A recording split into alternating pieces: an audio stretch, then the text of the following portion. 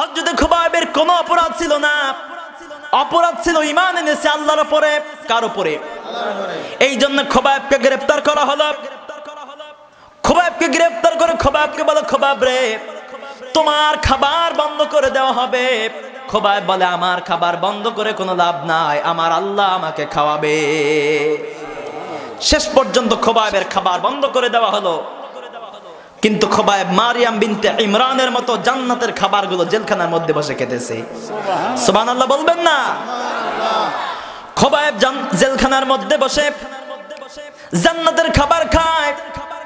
কাফেররা দেখতে পায় খুবাইব আল্লাহর নামের জিকির করে আর একটা করে আঙ্গুর ছিঁড়ে খায়। আল্লাহু আকবার।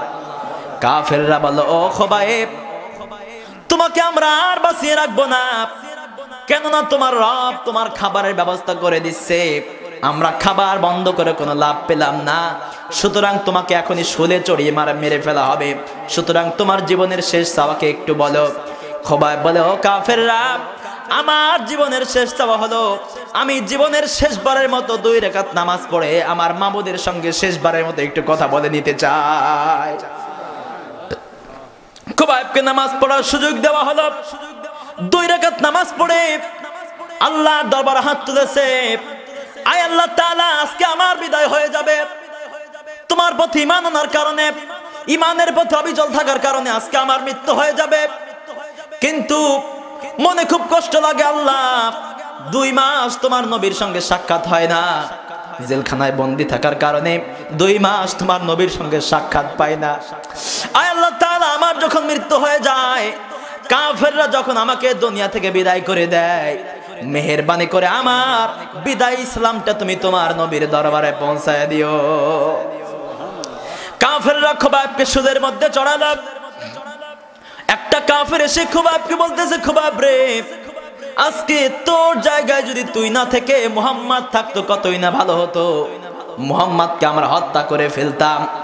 খুবাইব মুখের মধ্যে অনেকগুলো থুতু জড়ো করে ওই কাফেরের মুখের মধ্যে নিক্ষেপ করলেন আর বললেন, ও কপাল পোড়ার দল, আমি বেঁচে থাকতে আমার বিশ্ব নবীর একটা পশমে যদি কেউ আঘাত করতো, আমি খুবাইবের শরীরে যতক্ষণ রক্ত থাকতো, আমি খুবাইব শরীরের শেষ বিন্দু রক্ত দিয়ে হলো তার বিরুদ্ধে প্রতিবাদ করে যেতাম। তোমার তো হাসির কারণ নয়, তোমার তো কান্না করার কথা, একটু পরে তুমি দুনিয়া ছেড়ে চলে যাবে, তোমাকে তো বিদায় করে দেওয়া হচ্ছে, তোমার হাত কেটে ফেলা হচ্ছে, তুমি কেন হাসতেছো? খুবাইব বলে, আমার হাসির কারণ তো অন্য কিছু নয়, আমার হাসির কারণ হলো আল্লাহ রাব্বুল আলামিন আমার চোখের সামনে জান্নাতের হুরগুলো তুলে ধরেছে।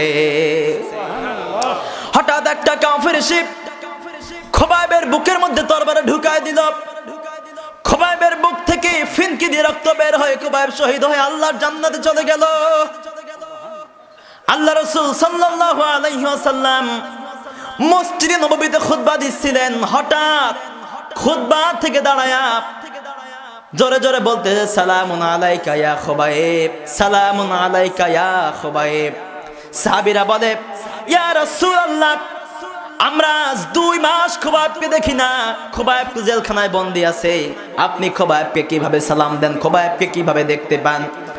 আল্লাহ রাসূল বলে, আমার সাহাবীরা, আমি নবী, তোমরা নবী নও, আমি রাসূল, তোমরা রাসূল নও, আমি যা দেখতে পাই তোমরা তা দেখতে পাও না, আমি আমার নবতী চোখ দিয়ে দেখতে পাচ্ছি খুবাইব ঈমান আনার কারণে জালেমদের হাতে নিহত হয়ে শহীদ হয়ে আল্লাহর জান্নাতে চলে গেছে, আমি আমার নবতী চোখ দিয়ে দেখতে পাচ্ছি খুবাইব জান্নাতের পাখি হয়ে আল্লাহর জান্নাতে উড়ে বেড়াতেছে।